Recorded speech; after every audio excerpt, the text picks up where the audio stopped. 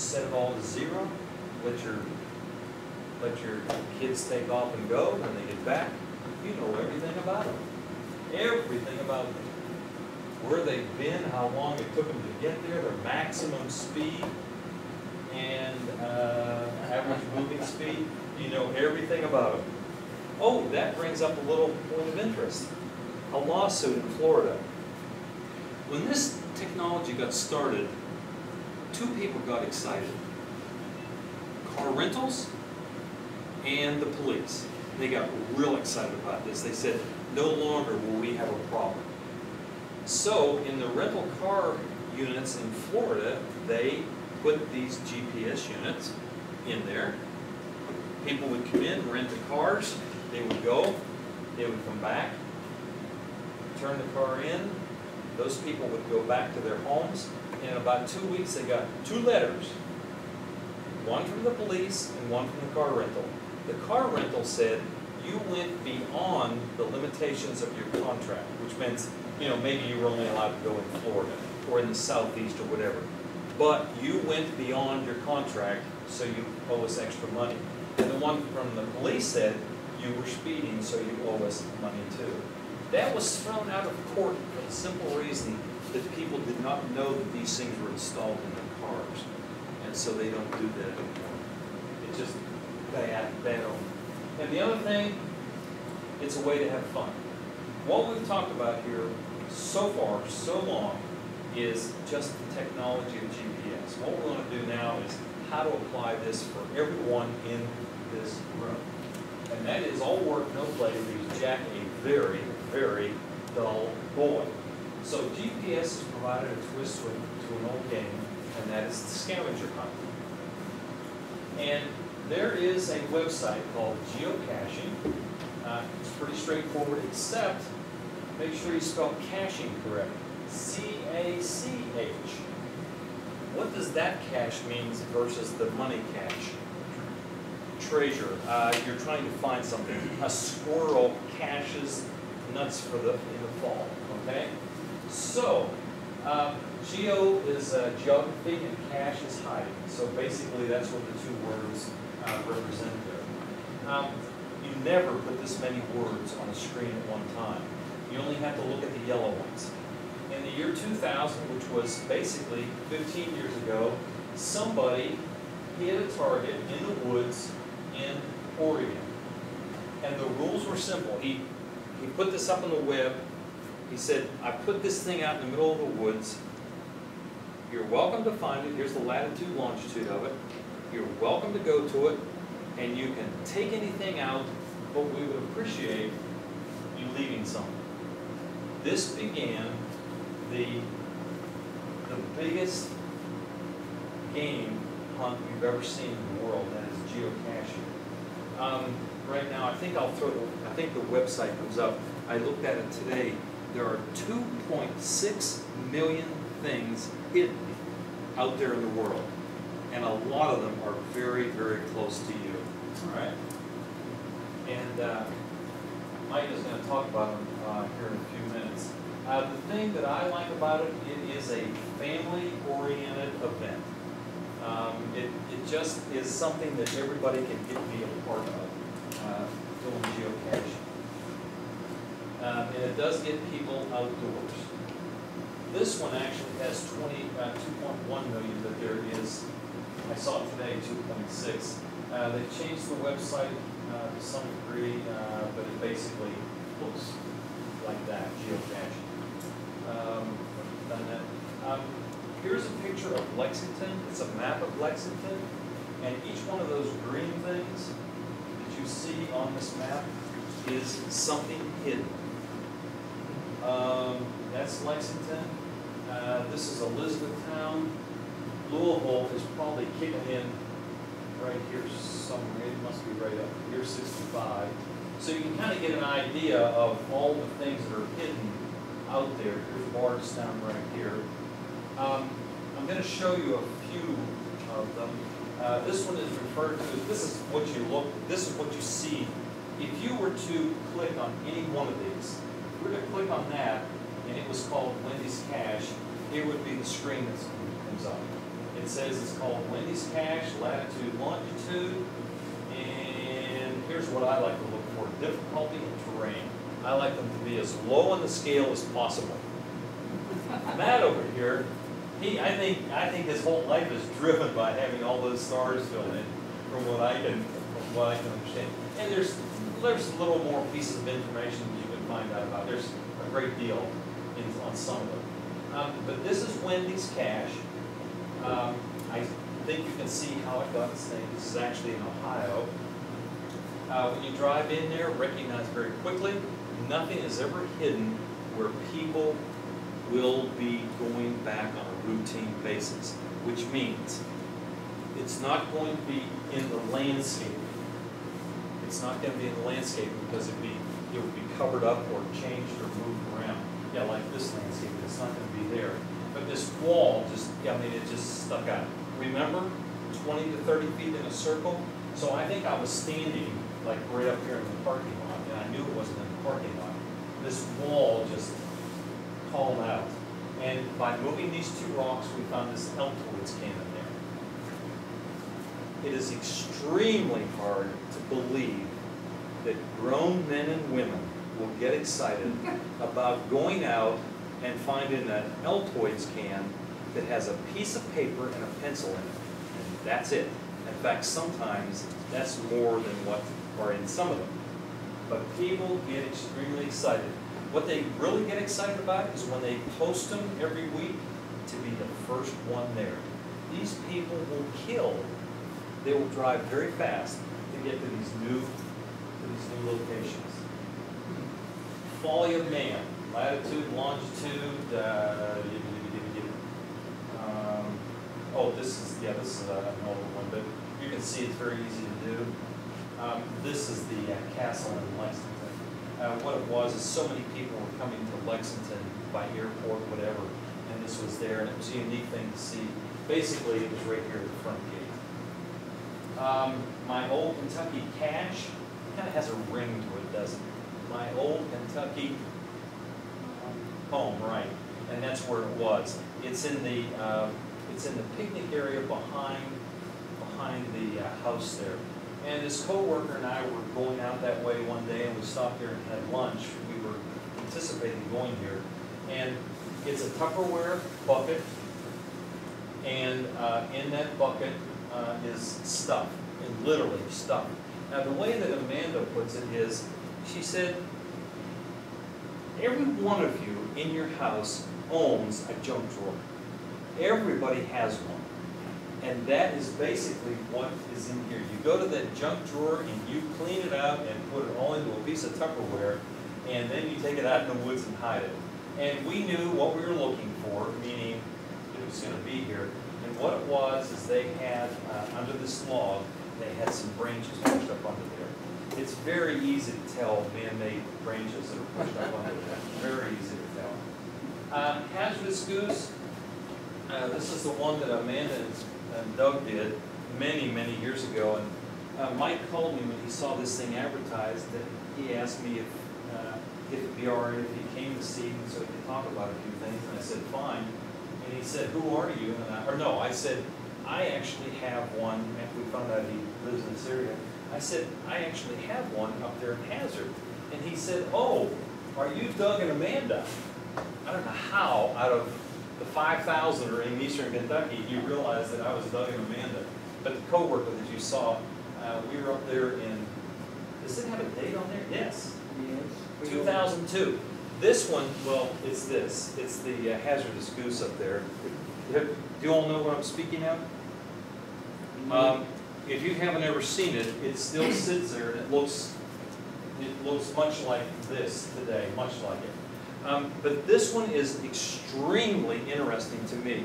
I will get an email averaging one a week of people that have gone and found this thing, that have said their grandparents had told them about it, their parents had told them about it, they lived there in Hazard at one time and they remember seeing it. I'm passing through that part of the country, but they will remark on this thing and will say, thank you so much for giving us the opportunity to see this thing.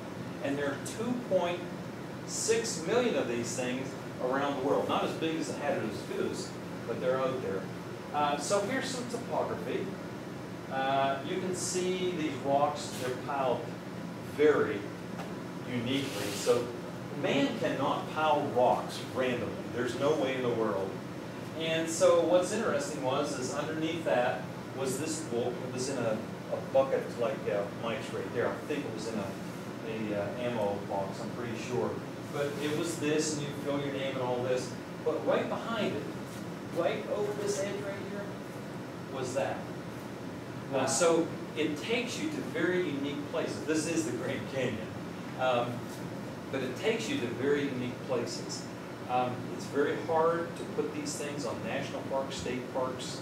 They're really in national forests.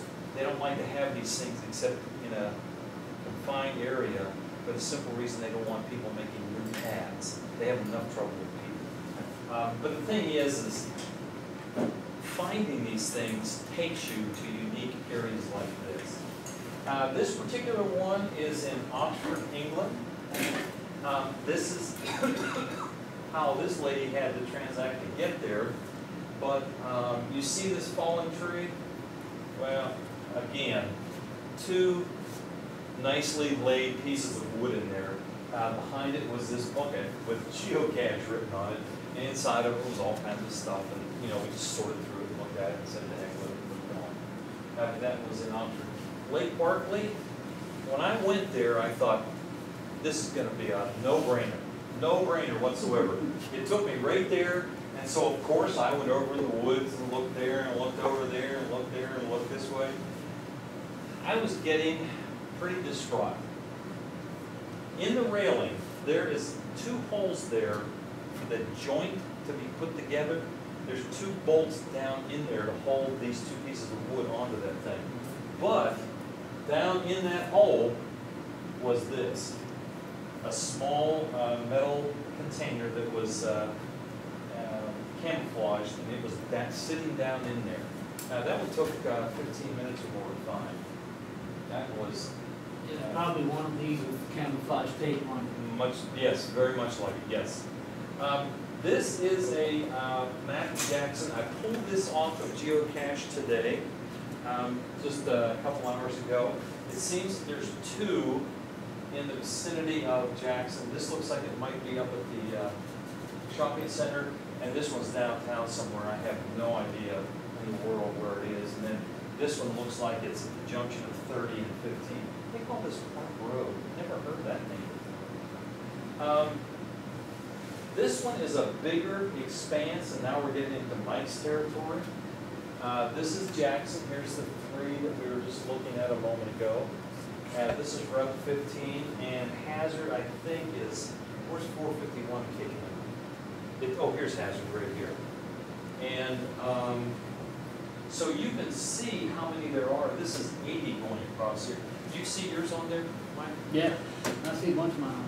He has how many out? 300 and some odd? 308. Okay, so there's a lot of them. So you can see we're going from, this is Jackson, this is Hazard, and this is probably almost to Hyman over here somewhere. You don't see too many back in there, but they're along the parkway there. Again, how much are they? The street, or the street satellites, $100 will get you one heck of a nice instrument. It used to be these prices were 2 or 3 times this amount. And for $85, you can get yourself a very nice little handheld. Okay, 2 words that you need to be defined and redefined: a waypoint. When you're using a GPS unit and you want to mark the location that you're standing on, that is called a waypoint, a point along the way, which means I'll mark this point, and then I'll continue on, and at the next spot, I'll make another point, another mark. That is a waypoint, a point along the way. And you can save, and most instruments will save at least 500 of these things, way more than you'll ever need. And the other word that we're going to return, okay, you can return to this point. If you save that latitude, longitude, you can return to it. And the next one we're going to talk about is a track. Basically, between any two waypoints you had to get there, it will lay down breadcrumbs. From point to point, it will lay down breadcrumbs for you. And you can actually see the breadcrumbs being laid down as you move along. Okay? So, and then this is geocaching stuff. Yeah, geocaching. Using multi-billion-dollar satellite technology to find Tupperware hidden in the woods. And wouldn't you say, Mike, that's about it? Yeah. I mean, that's what we're doing. Multi-billion-dollar satellite technology to find this stuff out in the woods. Yep. So, that is a long story that we took. Longer than I wanted to take, but it took that long to take. Any burning questions? This is just, you know, the thing is, there's a technology, but well, I will tell this one story, and that is, I don't know how many people I heard when these first became available and became reasonably priced, how many fathers and uncles and brothers got these things for Christmas. So they opened the package. Oh man, a GPS unit, how wonderful. Beautiful packaging, you know. And they ripped it open, and the manual, of course you always set those aside, but usually they have batteries in these things. So you open it up, you put the batteries in, of course never referring to the manual, and then you take it outside and you turn it on. Holy gosh, now I know exactly what my latitude longitude is of my front porch. So what? You know that. It all comes down to what we first started talking about. What is the relationship of your front porch to any place else in the world? And geocaching, going out hunting for Tupperware in the middle of the woods, is the best thing for people at your level. The best and only thing. Any burning questions? Yes, sir. Working for the state parks, I know a lot of people have gone from GPS units to using their phones. Are they as accurate? Like if you have a GPS out or something like that, you know, a lot of people, you know, we're trying to gear, you know, a lot of the parks have got geocaching weekends and everything like that. Everybody has a phone. Not everybody has a GPS unit. Correct. Correct. I don't use my phone. Have you? No. What I found out is that the phones are less accurate than the GPS units. If you have somebody with a GPS unit versus somebody with a phone, and they've got the geocaching app or some kind of app on their phone, they might be looking a little bit more for it than if somebody was to come up with a GPS unit because they're less accurate.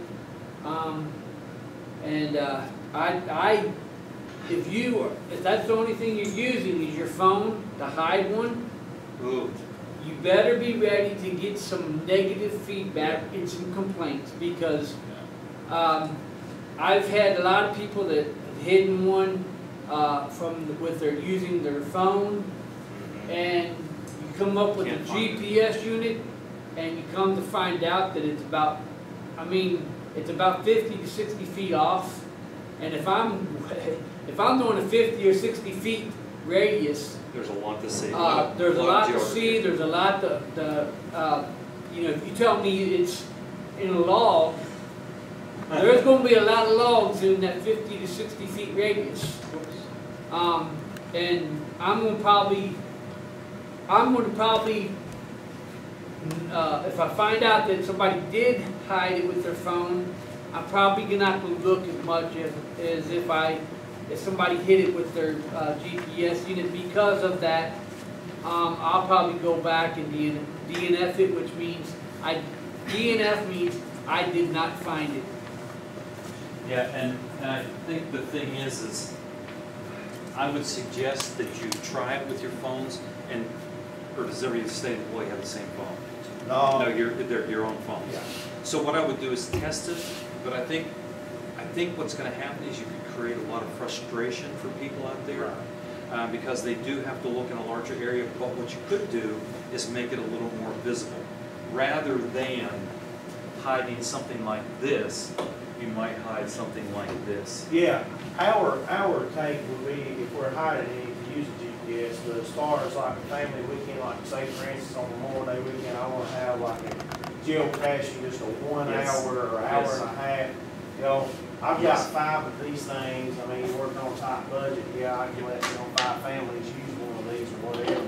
But everybody has a smartphone, you know, Yeah. or somebody does, so, you know, that's what we're geared towards, is how good the program would be, just for them to find the cache. Correct.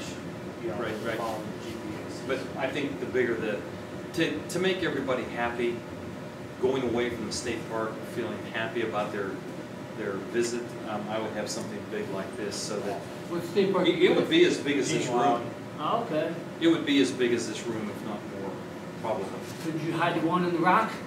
No, I didn't hide. State park cache?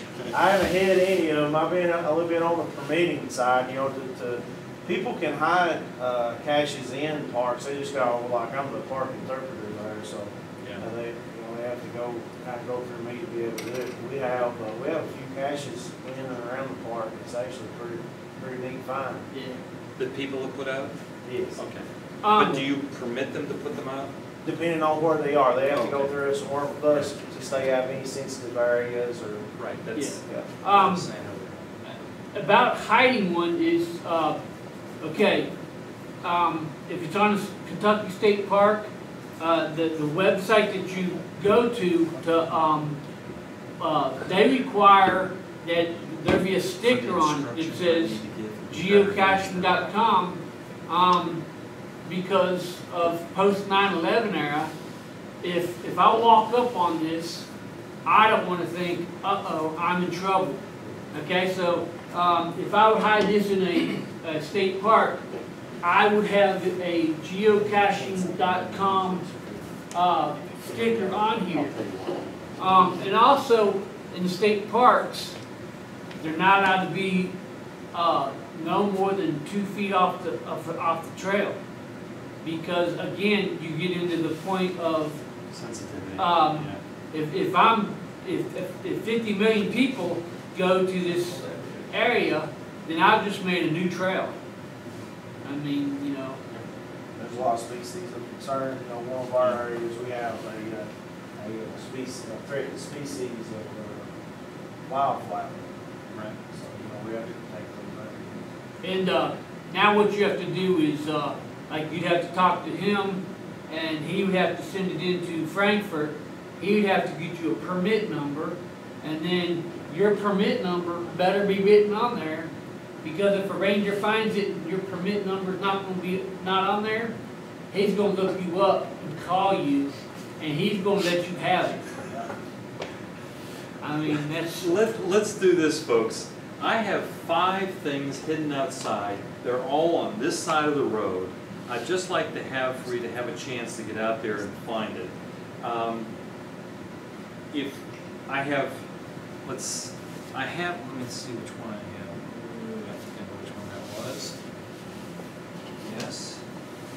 And I'm going to give you this one. And I have 2 more if anybody wants them. I have 2 more. You want to jump in? Joanna wants one. That sounds good. Oh, let me see. I'm trying to figure out which one that was. Okay, very good. And I'll give you another GPS unit. The reason I'm borrowing these GPS units is for this reason. You're going to have to put the right latitude, longitude in, and if we're all using the same one, it's going to make it easier for me to tell you how to do it. If you know how to do it, put it into yours. You want to give me that other one? Okay, to turn it on, simply press the red button. Simply press the red button, hold it down, and there will be a small commercial, not a commercial, but a logo come up by Garmin, and then it's going to say warning. Don't read all that print. All it says is, if you fall off the face of the cliff, it's your fault and not Garmin's, okay? Then you have to press the page button. Now, watch these 2, Jimmy. These 2 back here, if you need any help, just ask them. They've never seen one before, but I know that they will be able to move faster than you and I. Okay, now what's going on is it's looking for satellites, and they're not going to find it, okay? They're not going to find it in here, but we can enter our information. If you press the enter button, just press it once and hold it, and then when you see something come up, just release it. Do you all have 001 up in the left-hand corner? Top left-hand corner. 004. Here, take this one. Take this one. She's got it strapped to her arm. Okay, this is good. Okay, what you need to do is take the toggle in the middle, and move up to where it has the word location with the latitude, longitude. And what's going to happen is you're going to backlight that latitude, longitude. It's going to be backlit.